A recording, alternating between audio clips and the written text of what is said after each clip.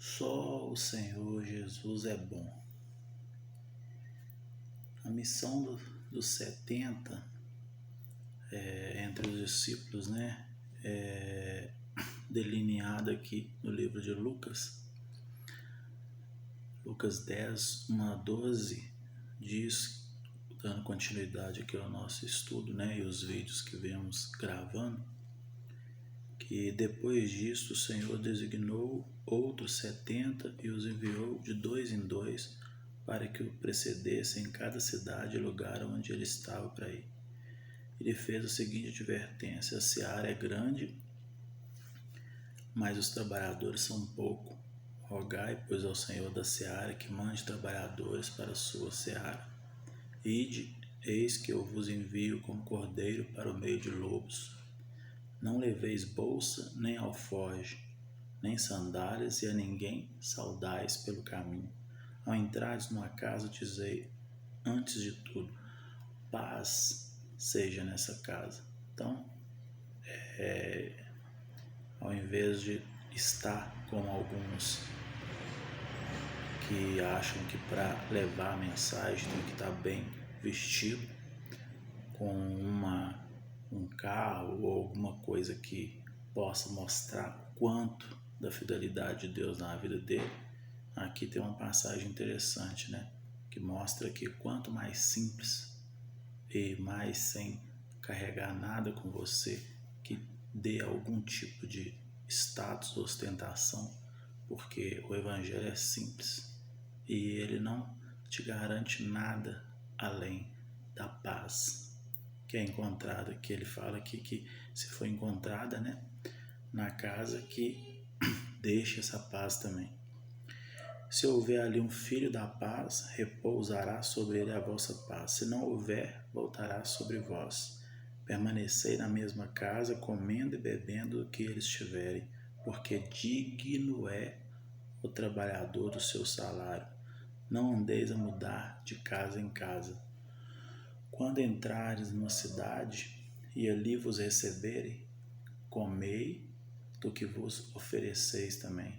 Curai os enfermos que nela houver, e anunciai-lhe a vós outros, está próximo o reino de Deus. Então, ao invés de ameaçar alguém com um medo do inferno, anunciai que o reino está próximo. E o reino dele é um reino de paz, de luz.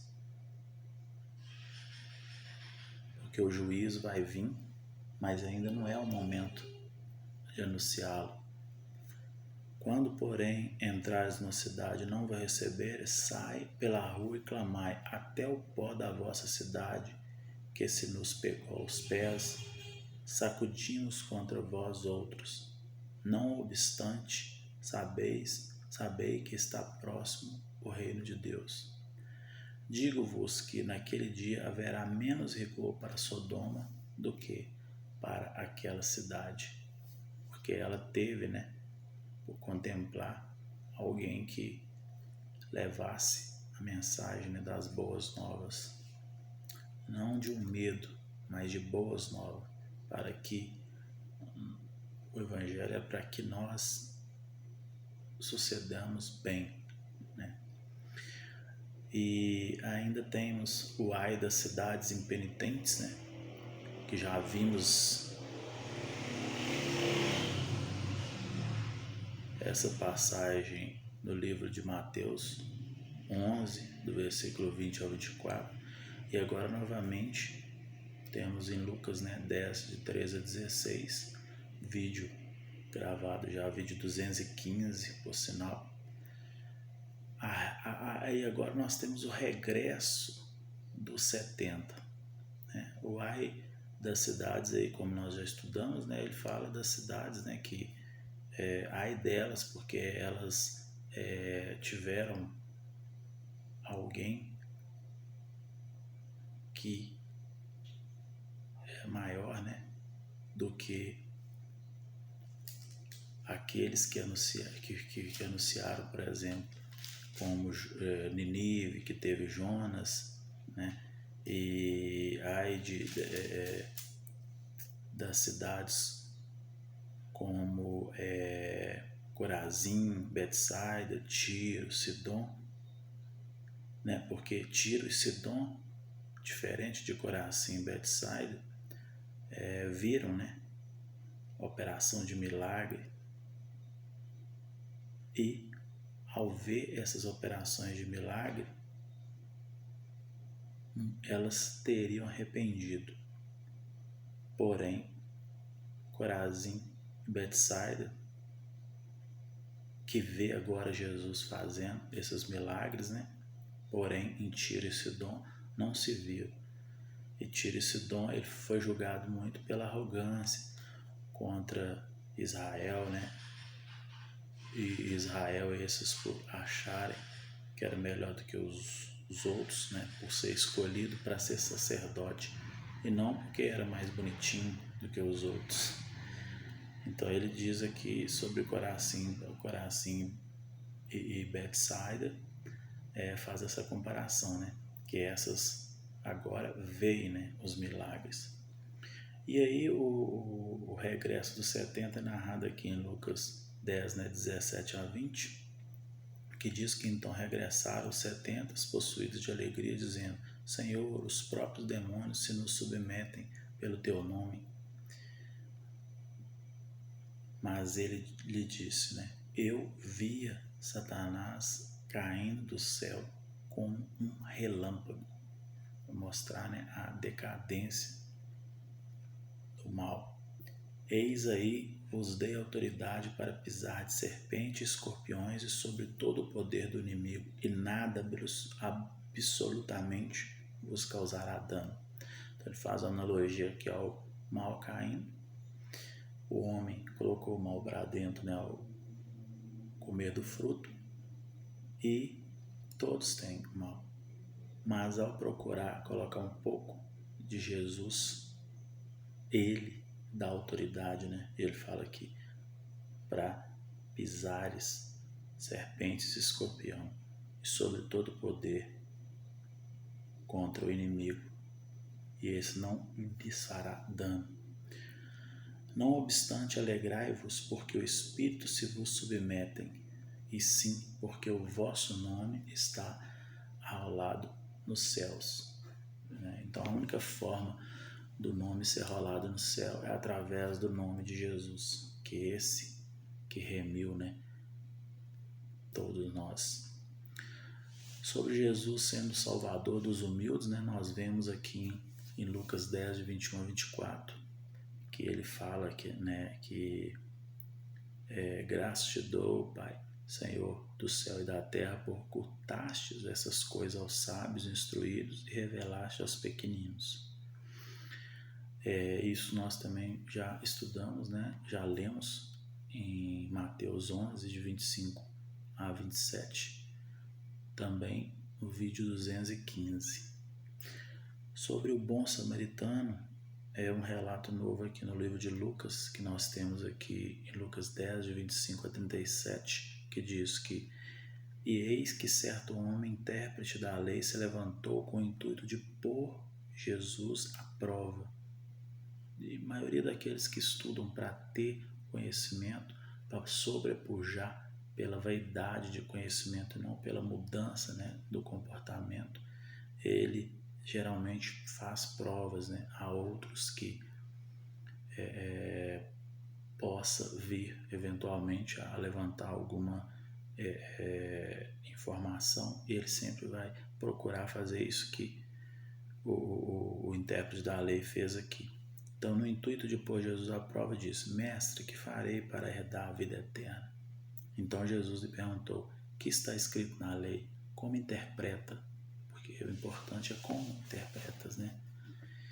E ele disse: a isso ele respondeu: amarás o Senhor teu Deus de todo o coração, de toda a tua alma, de todas as tuas forças, de todo o teu entendimento, e amarás o teu próximo como a ti mesmo. Então Jesus lhe disse: respondeste corretamente, faze isso e viverás.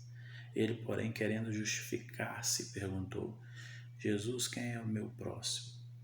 Jesus prosseguiu dizendo: certo homem descia de Jerusalém para Jericó e veio a cair em mão de salteadores, os quais, depois de tudo que lhe roubaram, lhe causaram muitos ferimentos.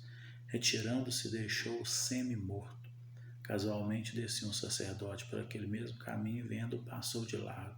Semelhantemente, um levita que descia por aquele lugar e, vendo, também passou de largo.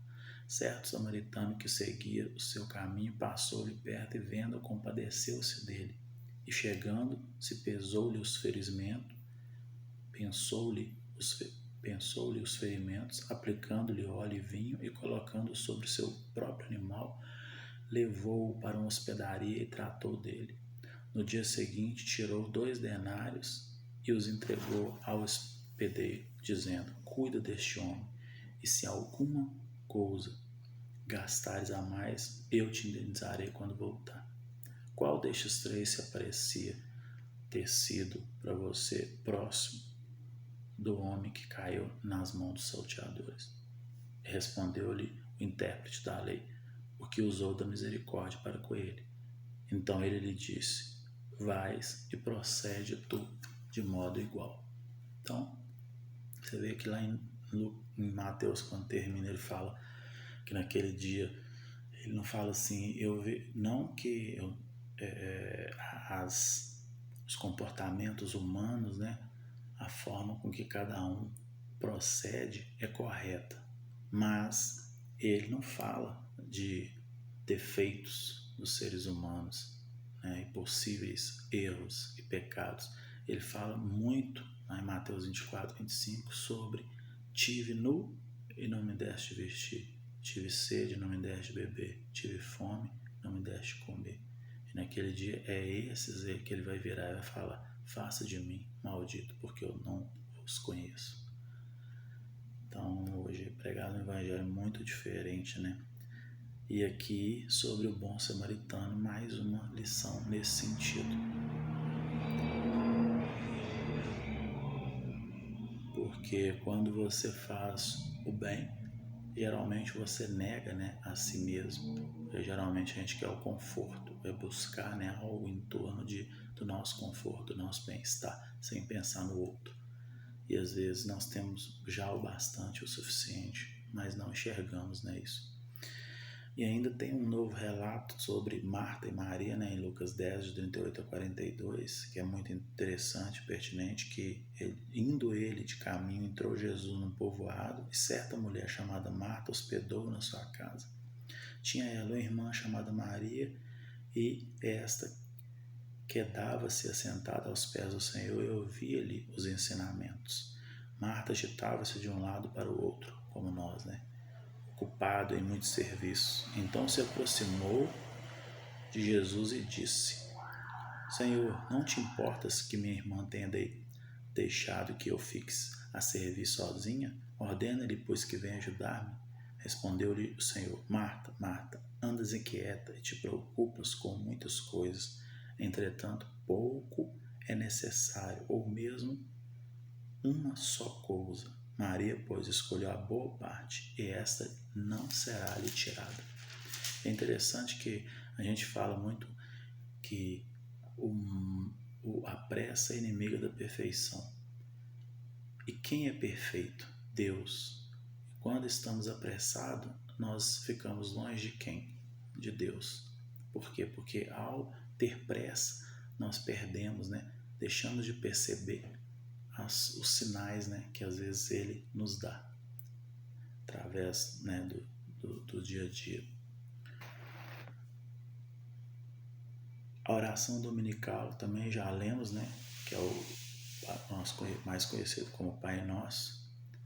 Nós lemos em Mateus 6, de 9 a 3, de 9 a 3, né, versículo 9 a 3, no vídeo 211, e novamente, nós temos aqui em Lucas 11, né, de 1 a 4, e temos a parábola do amigo importuno, que é uma novidade, né, no livro,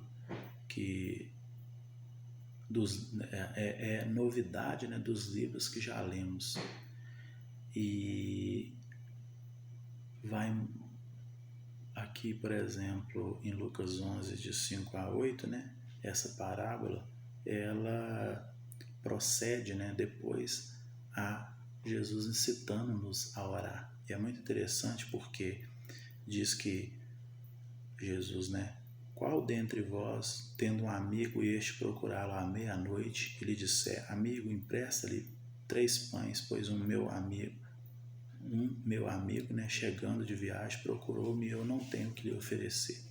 E o outro lhe respondeu lá de dentro, dizendo, não me importunes, a porta já está fechada. E os meus filhos comigo também já estão deitados, não posso levantar para te dar. Digo-vos que se não se levantar para dar-vos por seu amigo, todavia o fará pela importunação que este lhe está por fazer, né? E acaba que você o dará tudo. E é interessante que logo em seguida, de Lucas, esse capítulo 11, dos 5 a 8, Jesus incita a orar. E isso já foi lido, né, no vídeo 212, e nós já vimos isso em Mateus 7, de 7 a 11, que diz, por isso vos digo, pedi e dar-se-vos-á, buscai e acharei, batei e abri-vos-á, pois todo o que pede recebe, o que busca encontra. Qual dentre vós, sendo um pai, né, se o filho pedir pão, dará pedra, ou se pedir peixe, dará uma cobra? E aí ele termina dizendo, né, quem sabeis dar, pois, o que é bom, quanto mais o Pai Celestial. Então isso aqui é interessante que procede, né, depois, na verdade, depois da oração, da parábola do amigo importuno. Então quer dizer, o amigo importuna até receber. E aqui ele fala, né, que como um pai dá o melhor para o filho, Deus, né, ele dá, pedirmos, né, ele nos dará o que pedirmos. Então fica claro que ele nos incita a orar para que alcançamos do Pai a graça que não merecemos. Nenhum, né, é merecedor. Mas ele incita a orar para que, mesmo sem merecer, o Pai possa nos dar. Temos ainda a cura, né? A cura de um endemoniado mudo e a blasfêmia dos fariseus e Jesus se defendendo. E também as estratégias de Satanás. Tudo isso em Mateus 12 nós já vimos, Marcos 3 também, vídeos 216, encontramos essas passagens aqui no livro de Lucas. Tanto a estratégia de Satanás, que é quando o espírito sai, né, de uma pessoa e ronda, e não encontrando lugar, ele volta e traz o espírito piores ainda. E quando, né, Jesus cura o endemoniado mudo e os fariseus, né, questionam e ele se defende. E eles ficam sempre ali, né, querendo pegar e entender por que ele tem tamanha autoridade. E isso nós já vimos, né, em Mateus 12. Mas temos um fato muito pertinente que acontece em Lucas 11, de 27 a 28, que é sobre a exclamação de uma mulher. Vejamos. Ora, aconteceu que ao dizer Jesus essas palavras, uma mulher que estava entre a multidão exclamou e disse, bem-aventurado aquele que te concebeu e os seios que te amamentaram. Ele, porém, respondeu, antes, bem-aventurados são os que ouvem a palavra de Deus e os guarda. Então, às vezes nós tendemos, né, a dar bem-aventuranças a alguém quando fala algo que a gente acha muito interessante, muito inteligente, muito sábio, né? Mas ele diz aqui que mais bem-aventurada é a pessoa que ouve e segue, porque é um evangelho, né, como eu digo, de boas novas, para que você, né, se dê bem. que é o que um pai quer para um filho. E Deus quer isso.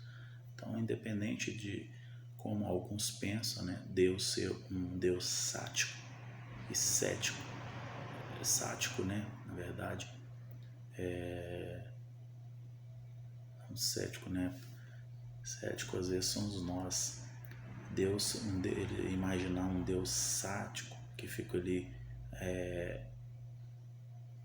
tendo prazer no sofrimento, né, humano, ou você pecou, você errou, você não arrependeu, tá queimando, vai queimar aí no inferno e tal. Quer dizer, o intuito dele não é esse. O intuito dele é trazer as boas novas para que nós nos dê bem. E isso nós percebemos sobre o sinal de Jonas, que também vimos no vídeo 216, lá em Mateus 12 também, né, que ele fala que nenhum sinal será dado como não o sinal de Jonas, como ele ficou, né, 3 dias e 3 noites no ventre, né, de um peixe. Jesus vai vir, vai morrer, iria morrer, né? Jesus viria e morreria e ficaria, né, 3 dias também nos confins da terra e depois ressuscitaria. E ele vem para trazer, né, essa ideia do amor e da propagação das boas novas, para que resgatasse, né, nós da escuridão. A escuridão é essa que só existe quando há ausência de Deus. Não existe estudo que prova nada sobre a escuridão. Nem existe conhecimento, metafisicamente falando, sobre a escuridão. Diz massa escura ou coisa parecida, mas não tem nenhum conhecimento sobre isso. Mas sobre a luz existem vários estudos e várias comprovações. Então, assim também é Deus, existe Deus. E tudo que é ruim é a ausência total ou parcial de Deus. Nós vimos também a parábola das candeias, né? Em Mateus 6, 22, e é repetido aqui no livro de Lucas, mas nós já vimos, inclusive no vídeo 211, que ninguém, né, vai acender uma candeia e vai deixar um lugar escondido. Então, aqui é mostrado que se os olhos, né, é a lâmpada do corpo, né? Então, se ele for bom, todo o resto vai ser bom. Então, a gente tem que sim olhar, mas enxergar, né? Ver da forma com que nós vemos com o coração, que essa é a única forma com que nós vamos ver realmente as coisas como elas às vezes são, e não simplesmente como todos a olham, né?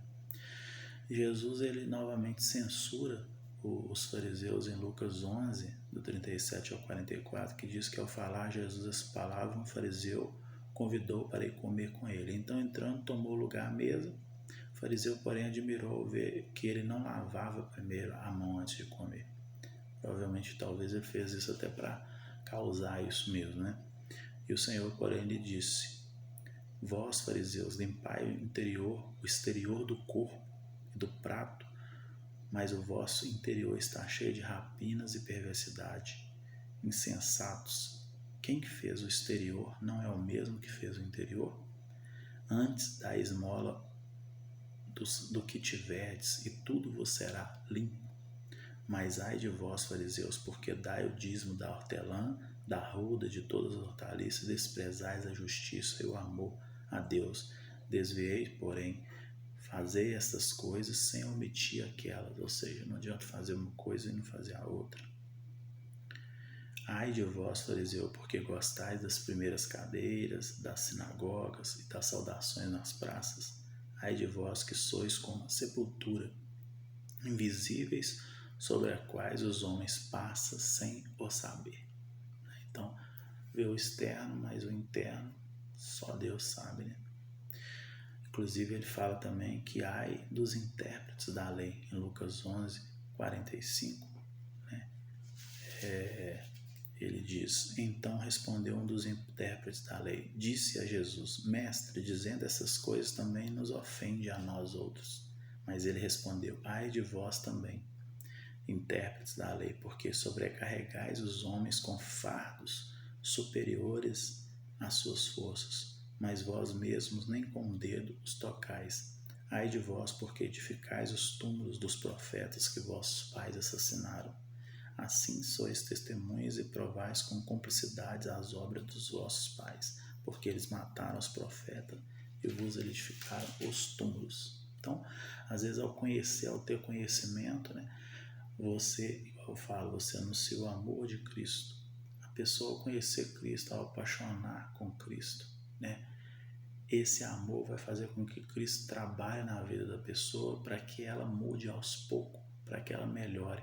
Mas às vezes ao interpretar a lei você coloca sobre a pessoa um peso que ela não consegue carregar e ela só está chegando agora. Então tem que ir devagar. Primeiro o amor de Cristo, depois Deus vai fazer o trabalho que é dele, não é nosso. Ele ainda continua: por isso também disse a sabedoria de Deus: enviar-lhe-eis profeta e apóstolo, e algum deles matarão-os e os perseguirão, para que desta geração se peça conta do sangue dos profetas derramado desde a fundação do mundo, desde o sangue de Abel até Zacarias, que foi assassinado entre o altar e a casa de Deus. Sim, vos afirmo, contas serão pedidas a esta geração. Ai de vós, intérpretes da lei, porque tomaste a chave da ciência, contudo vós mesmos não entrade e impediste o que estavam entrando. Então, nós vemos aqui, né, novamente, que os profetas que foram mortos, e às vezes nós até questionamos, como Paulo, porque ele foi degolado, porque Deus permitiu.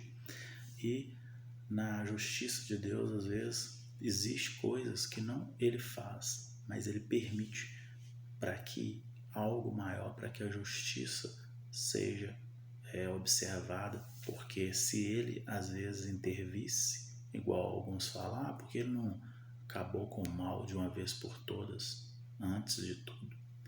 Porque no universo todo tem vários seres, como os anjos, seres celestiais, nós mesmos, e alguns talvez questionariam: será que ele era mau assim mesmo? Não sei. Então, a justiça dele, a longanimidade permite, né, que fique diante de todos os olhos todos os acontecimentos, para que ninguém amanhã possa dizer: eu não tive oportunidade de mudança.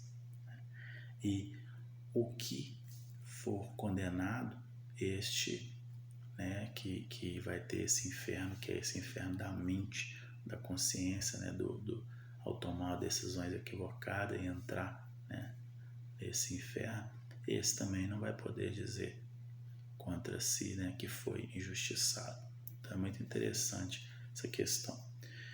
E aí nós percebemos, finalizando aqui o estudo até o capítulo 11 do livro de Lucas, né, um plano para tirar a vida de Jesus. Em Lucas 11, 53 e 54, que diz: saindo Jesus dali, passaram os escribas e fariseus a ergui-lo com veemência, procurando confundi-lo a respeito de muitos assuntos, com o intuito de tirar das suas próprias palavras motivos para o acusar. Então, como fizeram com os profetas, agora faz com ele. Ou seja, a verdade não é aceita, e aí eles continuam na escuridão, porém são intérpretes da lei, se julgam acima do bem e do mal, como alguns nos dias de hoje, e por isso procuram tirar a vida, matar o amor, matar a verdade, para que a ausência de Deus, né, possa continuar. Mas ele morreu, ressuscitou, para que nós tenhamos vida. E vida não por merecimento, mas por sermos bons. Mas algumas pessoas o questionaram como, ao falar, ao procurar seguir essas coisas, né? Por que você faz isso sendo ou cometendo coisas às vezes equivocadas? Aí você vai sempre dizer: olha, eu busco as boas novas para me se tornar uma pessoa melhor a cada dia. Não para ninguém, mas para mim mesmo e para o meu Senhor, que tanto me amou.